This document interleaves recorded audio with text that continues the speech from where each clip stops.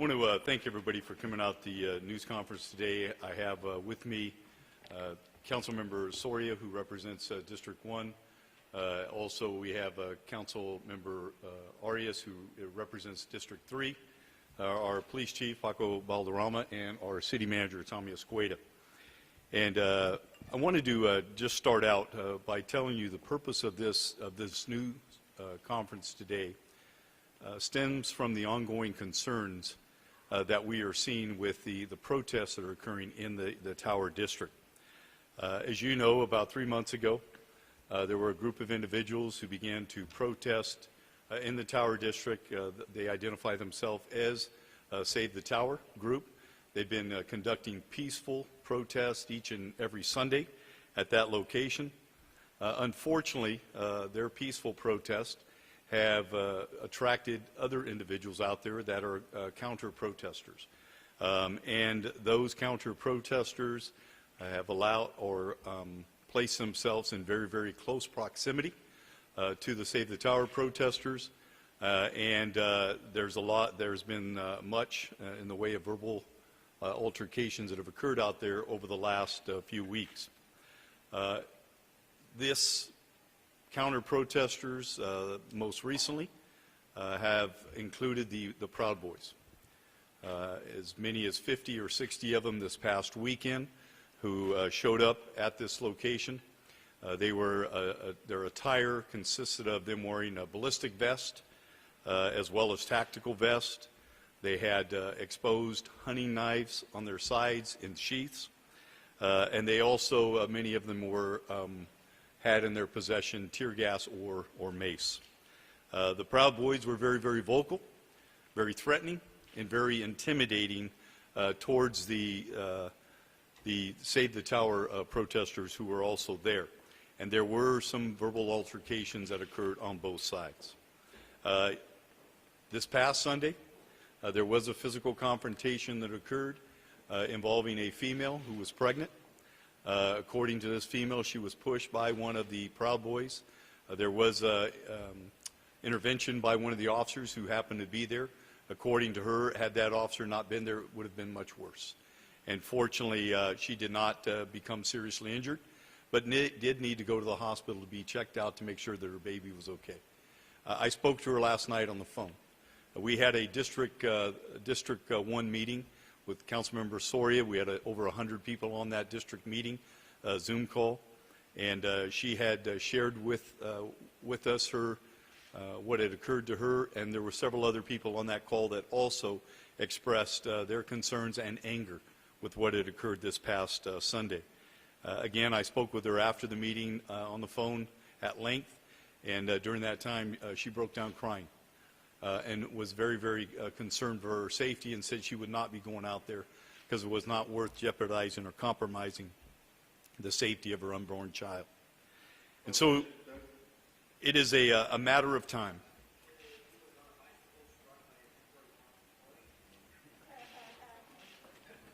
It is a matter of time before someone is seriously injured. And it is very apparent that it's become a drain on police resources. I believe this last Sunday we had. Our council president is practicing for next week.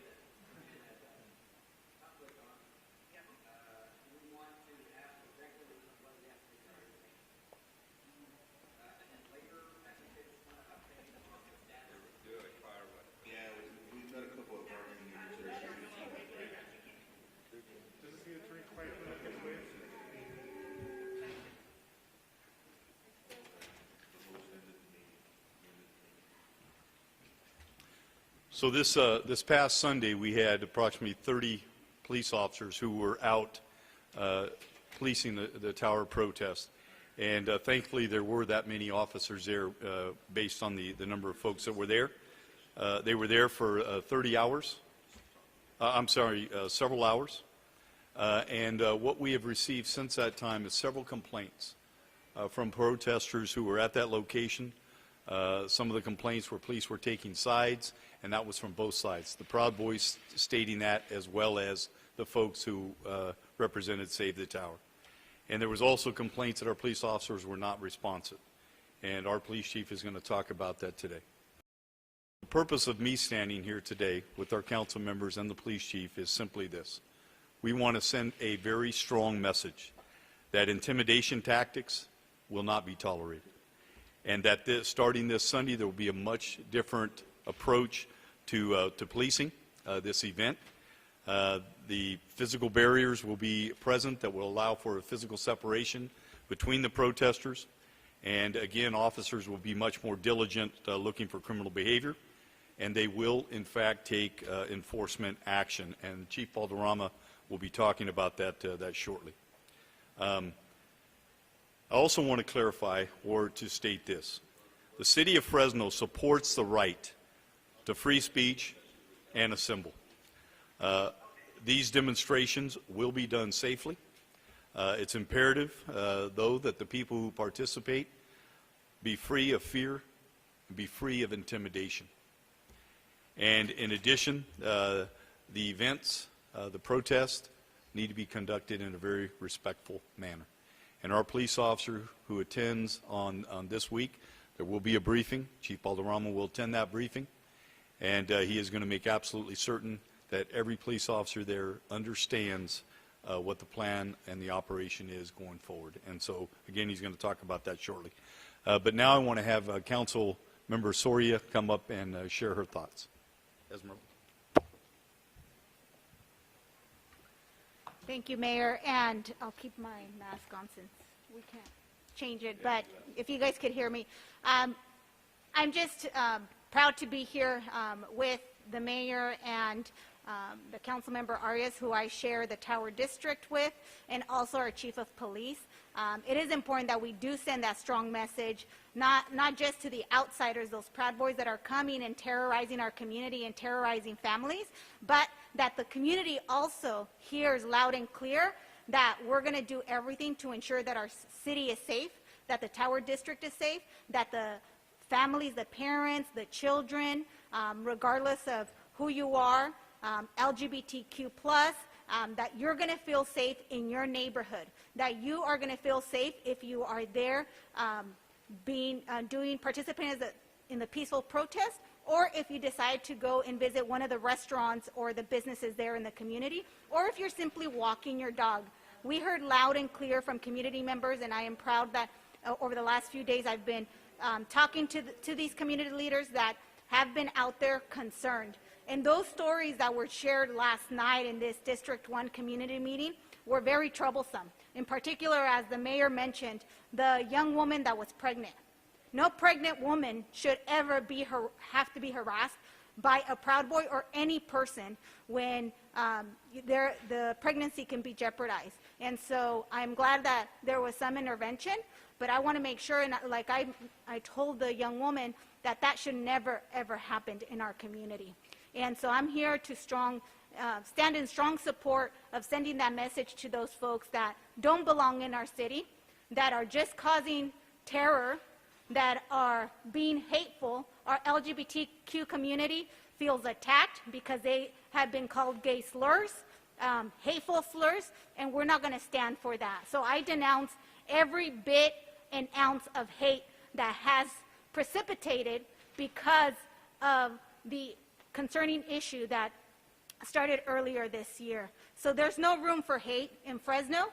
In particular, there's no room for hate in the Tower District that is known to be one of the most diverse and inclusive and safe places for families, regardless of who you are. And so I'm just grateful to have the chief that will be speaking next to address the concerns. He's had the opportunity to meet with some of the community members and really take their concerns seriously so that they have a better experience, so that our community is truly safe. Thank you.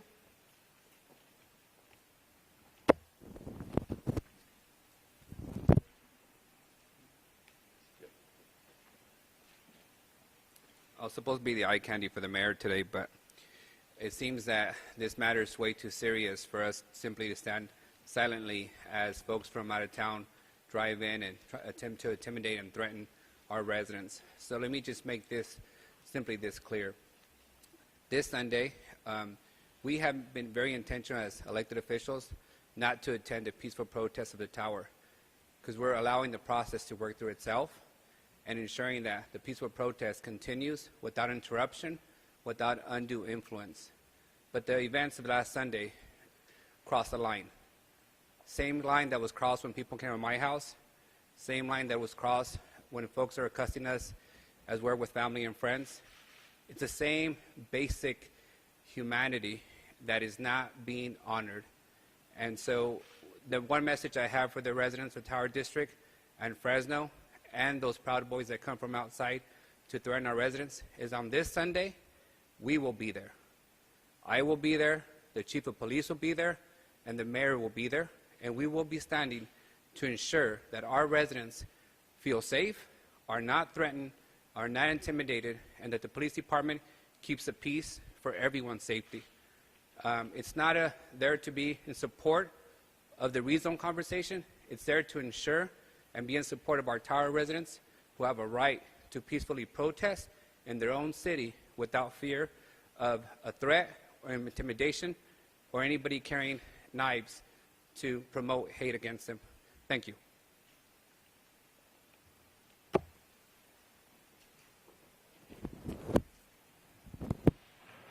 I'm just going to have Chief Balderrama come up.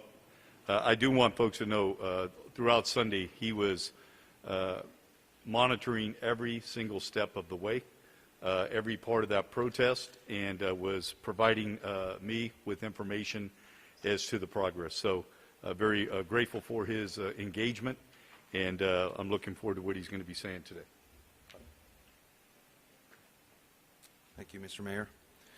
I do want to detail some information about last weekend and just the protests in general. Since January the 10th, the Fresno Police Department has had a presence at the Tower District during the protests and demonstrations. Now, I want to talk about our goals in being there to begin with. We are there to keep the peace and to protect the rights of those who are protesting or attending. Okay, that's been approximately 14 consecutive Sundays, during which it's taken about 740 man-hours, of those being 428 overtime hours, approximately $40,000 in resources, and that includes about 150 police officers in all. Last week, the situation was less than ideal due to the presence of outside agitators who came into the Fresno community. Now, it is a good point to make that we have had protests at the Tower District where it required very little to no police presence, when it is simply people from this community. But unfortunately, this last week, that was not the case. We started the event with about 6 police officers. As the crowd grew more and more, we had to pull another additional 8 police officers or motorcycle officers to come and help. Once that wasn't enough, we had to actually shut down the central policing district and pull all those police officers to show up there. All in all, we were able to find 30 police officers, either that were working that day or we called from home, in order to provide the safety and security at the protest.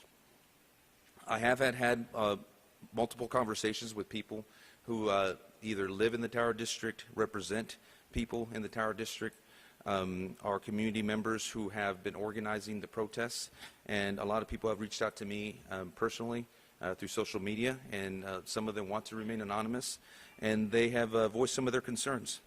Their concerns are for safety. Their concerns are for the level of police service that they should be getting.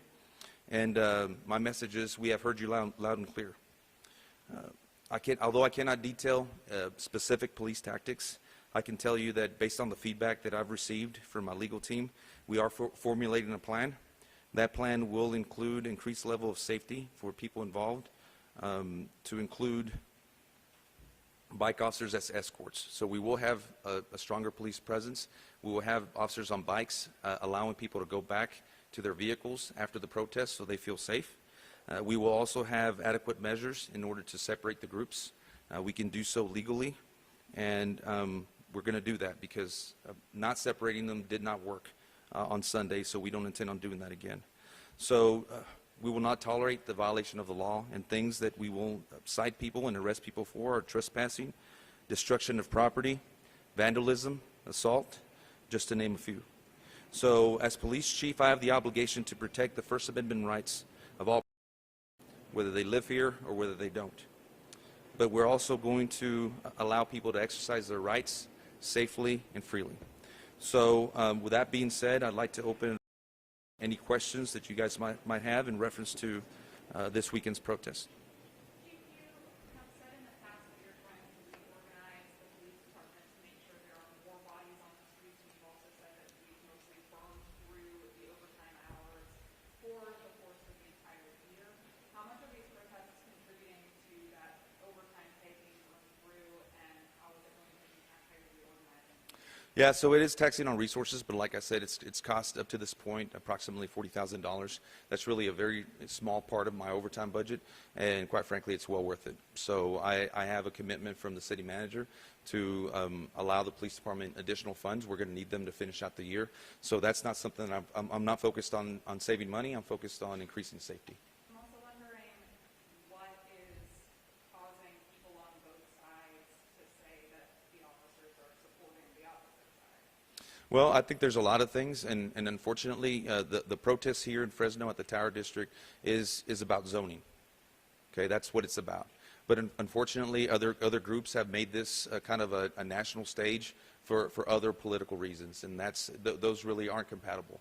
And that's not what this is about. You know, these are individuals that are protesting a certain zoning issue, and they should be allowed to protest. So when you get people who are not from this community coming in order to intimidate, agitate, well, that's something that, you know, obviously they have their constitutional rights to protest and assemble, but they have to still do it within the law. So it is our job to keep people safe, to make sure they feel safe, and to address the concerns of the community. So that's what we're going to do, and we're going to do that this Sunday. Chief Balderrama assaulted the pregnant woman charged with anything in particular, and is he still in jail? So there were 2 arrests made. There was one individual who assaulted somebody else. I don't know if it was this lady. That person, although they did not identify themselves as a Proud Boy, they had the wardrobe. They were with the group.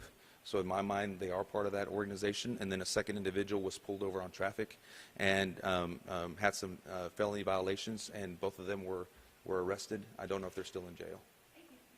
Chief David South here with TV Wire. You know, I've witnessed, and I've seen on video, very heated verbal confrontations where it looked like a spark and it's going to get physical, and the police officer is just standing there and doesn't appear they should intervene. Should they be intervening, and is that kind of the reason why you're going to be separating them going forward? Well, to answer your second question, yes, we're going to separate the groups because obviously that didn't work. And in this last weekend's protest, we allowed them to, you know, basically there was a sidewalk in between both groups. There was a line of police officers trying to keep them separate, but simply that wasn't enough, and that did not create an avenue where people felt safe, they felt protected. The officers are, you know, trying very hard not to take sides, not to appear to be taking sides, and that's difficult to do. So obviously in a gathering such as this one, people still have to obey lawful orders. So if we believe that there's going to be issues such as you know, possible assaults and individuals involved in the protests are not going to listen to police officers, then we are well within our rights to separate the groups as long as we abide by the law. So that's what we're going to do. And then where are these 2 groups going to be located at? What kind of areas are you use?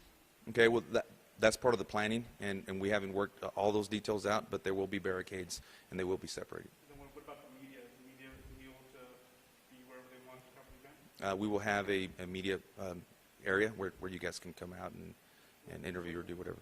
Can you maybe detail what that means?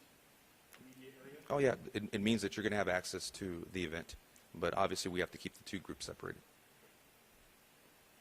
Chief, there's some thought among the protesters out there who are local that the Proud Boys and all these other people who come in are essentially a gang. They even wear gang colors, and they want to know if you guys will treat them like you treat gangs in town. Is that something you can do? Well, you know, we have to take certain things into consideration. If they show up to this event and they are there to protest, then they're there to protest.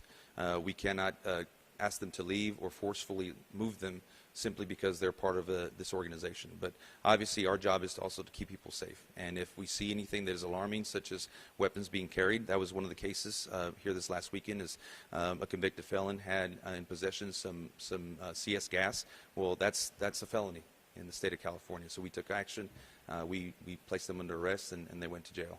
So officers have to be very observant of what's going on around them. Obviously, they're always looking for criminal activity. But at the same time, if these individuals are there to protest, then we can't keep them from showing up. What we can do is enforce the law, and if they step out of line, we can take action. As far as enforcing the law, there are occasions when speech isn't necessarily free. And I'm thinking specific about PC 422.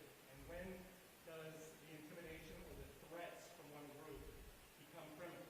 Well, when you make a threat to bodily harm to somebody else, that's not protected under free speech. Any other questions? In Spanish, please, can you say Spanish? Entonces, obviamente, este fin de semana vamos a tener otra demostración en la área del Teatro Tower. La última semana hubieron varios grupos que estuvieron en esa vecindad, estuvieron allí para intimidar a las personas que estaban protestando. El trabajo del Departamento de Policía es de proteger a toda persona que va a protestar y tenemos que mantener orden. Entonces es lo que vamos a hacer este fin de semana. Vamos a tener más policías, vamos a estar ahí proactivamente protegiendo al público, pero vamos a tener que separar a los dos grupos para que no tengamos confrontación. ¿Puede hacerme usted un breve resumen de lo que sucedió el sábado? Usted al principio dijo unos números. ¿Puede repetirme? Claro que sí. Entonces, este fin de semana tuvimos aproximadamente 120 protestantes. Uno de estos grupos era aproximadamente 50, 60 grupos de Proud Boys. Comenzamos con 6 policías, pero ya cuando subieron los números tuvimos que traer más policías para mantener orden.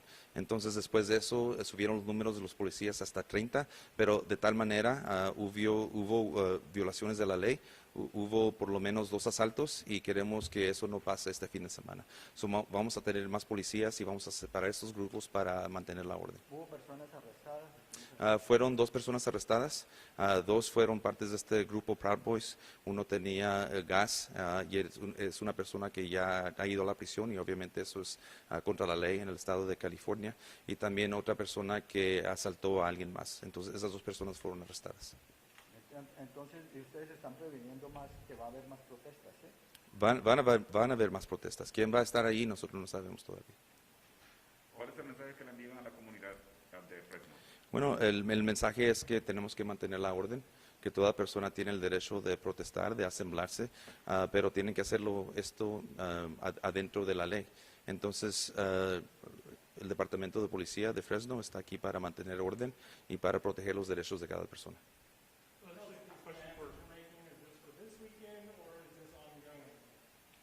Well, it just kind of depends. As I said before, there's been weekends where we needed no police presence and things were fine. And really, that's the way it should be. People should be able to assemble, to protest, to speak freely, freedom of speech, and not have to fear of being assaulted, of being intimidated. So that's what we wanted to get to. But until it does, the Fresno Police Department is going to be there. Just a question for you, the Chief, the Mayor. Do you guys have any reaction to the comments that Officer Rick Fitzgerald has made to the media in the last couple days? No comment whatsoever. I know, Chief, you said that you believe that this due process is being followed, even though he contends differently. Why was he let go before you guys had a chance to interview him? Well, I'm not going to get into the personnel investigation in and of itself, regardless of what the officer has said publicly, other than to reiterate what I said early on, that there were egregious policy violations, which is what caused him to be summarily terminated. And I support that decision by the police chief and believe it was the right decision. Now, Deputy Chief Foster wasn't fired, even though he was arrested. He resigned a week later. Is there any comparison to that and Officer Fitzgerald, who hasn't been charged that any kind of aware of being let go? 2 totally different cases, 2 cases that I'm not going to get into today, but be more than happy to talk to you one-on-one about those. Mayor, while you're at Fresno, Yes. Councilmember Arias mentioned that y'all will be going as a group to Sunday's protest just to try to reinstate that you want to keep these people. How are you going to do that, or what are you hoping that your presence will get across? Well, first and foremost, we have tried to give distance from the issue publicly. regarding the Tower Theater as well as the protest. And there's good reasons for that, because there's always potential for litigation. We certainly as a city do not want to give the appearance that we're taking sides on that particular issue. But I can tell you that there has been a public outcry from folks in the Tower District asked us to be present. There's a feeling at times by folks who live in that area that maybe elected officials do not care. But I want them to know that we do care. And we will be there personally to monitor, not take sides. The police chief will be present. And it's for the purpose of letting folks know that this is important. And we're not going to allow these protests, to escalate to where somebody is seriously injured. Enough is enough. I'm going to be frank. This sounds like a show. One weekend only. How can you not say that you're only going to be out there one weekend? Well, I can tell you it's not a show. I was invited last night, as we all were, by members that were on the Zoom call, 100 plus people. And, you have two options as elected official. You can tell them no, which may send the message you don't care, or you can say, yes, I'll be there. And the police chief is going to be there as well, not only because he cares, but he wants to make sure things are being done right. And I think we all want to have a firsthand look and assess what is occurring. But we know this could happen more weekends. I mean, you understand what I'm saying? I mean, I kind of feel like we're It very well could. everything out one weekend and then Sure. say no one's coming out next weekend and they show up. Well, we don't know that to be true, and I think you know my history when I was a police chief. I was in the midst of many of these protests, whether it was a Trump rally, Black Lives Matter, or any of them. I was in the midst of those protests, and that is when you start making your best decisions, when you have a first-hand look and you can assess it. If you can get that assessment in one appearance on a weekend, that's good. If you have to make multiple appearances, then maybe that occurs. We'll make that decision after Sunday. Yes, go ahead. If I may just address the question, this isn't the first time that we're attending the protest. I've actually driven by the protest every day, either by car, by bike, or walked up and seen some of the folks covering the protest. We've never felt the need to physically show up and express the people that were there into this last weekend where it became an actual threat to people's physical well-being. So we want to make sure that the residents know that if it is safe enough for us to be there in person, it's safe enough for them to be there in person, it's safe enough for their kids to be there in person, and to send a message to those who are coming in from out of town that we will be there, we will be watching, we will ensure that there's enough security and safety for everyone. And, it's my hope that we don't have to do this every week. I think Fresno has set the example with the Black Lives Matter protests of 3,500 people outside. We were there too. And there was a need for us to ensure that the outside agitators were limited to their disruption. So we've been watching, observing. Unfortunately, it wasn't until this past weekend that things escalated. And I think they're escalated completely unrelated to the organizers of the protest and to the issue that's being protested. So we want to make sure that this protest isn't hijacked any further for alternative, issues that put people's safety at risk. So we'll be there, and I'll continue to drive by, bike, and walk by, and make sure that things are, peacefully done. So with that, thank you. I have one last question for all of you, I guess. Just for some community members, we've expressed some disappointment that the Proud Boys that organization hasn't been directly denounced by city leaders. I know you guys have, denounced state and said it doesn't have a place here. Can you say why you haven't talked directly about the Proud Boys? I don't have an issue at all talking about the Proud Boys. I think the fact that they are going out there dressing in the manner in which they do, in a very intimidating factor, the fact that they have made intimidating comments to people who are out there, the fact that one of them pushed a pregnant woman this Sunday, which is absolutely uncalled for. If denouncing that behavior, denouncing that organization, if that is what is called for, then I believe each and every one of us as city leaders have done that and will do that. They have no place in the city of Fresno if they are going to be creating a divide as they have. The vast majority of these individuals, if not all of them, are not even from the city of Fresno. Yet they come into our community and they try to create a divide. We are one Fresno, and that's exactly what we stand for. And when people come into Fresno and think they can intimidate people and divide this community, they're absolutely wrong. Will you hold other similar groups under the same scrutiny? In terms of what? Groups have been known to show up as well at these protests in uniform with mace? Any group that comes out dressed in a manner that is threatening, that is, with their comments or actions, whatever those are, become intimidating to protesters, then the absolutely truth is we'll hold them accountable as well. And that's what the officers will do. Not us as elected officials, but the police officers on scene. Thank you guys, appreciate it. ¿Alguno de los concejales que pueda hablar en español, por favor, Esmeralda?